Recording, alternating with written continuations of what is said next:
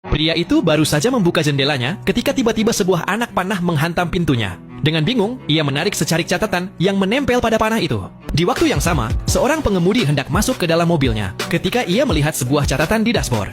Catatan itu berbunyi, "Ketika kau mendengar suara tembakan, berkendaralah ke Jewelry Avenue. Aku akan melunasi cicilan mobilmu." Si pengemudi tidak mempercayainya dan melempar catatan itu keluar jendela. Namun, ketika ia membuka kaca rias mobil, segulung uang cash jatuh dari atasnya. Tepat saat itu juga, ia mendengar suara tembakan di dekat situ.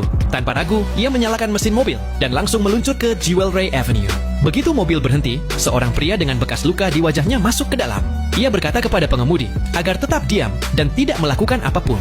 Ia lalu mengambil sebuah surat aneh dari dalam mobil dan memberikannya kepada pemilik toko perhiasan. Surat itu berbunyi, "Kau punya 5 detik untuk mengemas semua berlian, atau 2 pria besar di sampingmu akan meledakkan bom nuklir tersembunyi." Mendengar itu, pemilik toko pun ketakutan, lalu buru-buru membuka brankas dan menyerahkan semua berlian kepada mereka. Yang tidak ia ketahui adalah bahwa kedua pria berotot itu sebenarnya hanya diminta untuk terlihat menakutkan. Itulah cara mereka mengintimidasi korbannya agar terlihat seperti nyata. Tak lama kemudian, beberapa kurir datang, mengambil berlian yang sudah dikemas, lalu memuatnya ke bagasi mobil si pengemudi. Mereka memberitahu pengemudi untuk kembali ke tempat semula. Setelah ia kembali, seorang pria berkacamata hitam mengambil berlian dari bagasi dan memindahkannya ke sebuah mobil sport. Sang bos misterius berhasil melakukan perampokan berlian ini tanpa pernah memperlihatkan wajahnya. Beberapa waktu kemudian, kepala kepolisian membawa semua orang untuk diinterogasi. Namun anehnya, tidak ada satupun dari mereka yang saling mengenal. Bahkan tak seorang pun sadar bahwa mereka telah menjadi bagian dari sebuah perampokan.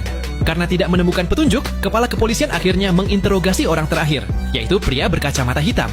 Ia hanya berkata, "Aku tidak melihat apa-apa." Kepala polisi membentak, "Apa kau buta atau bagaimana?" Ternyata, pria itu memang buta, dan tugas pria itu hanyalah membawa sebuah tas dan berjalan 5 langkah ke depan. Setelah ia melakukannya, ia akan menerima imbalannya. Nah, bagi kalian yang penasaran siapa pelaku sebenarnya, kalian bisa saksikan film India ini dengan judul Saaho 2019.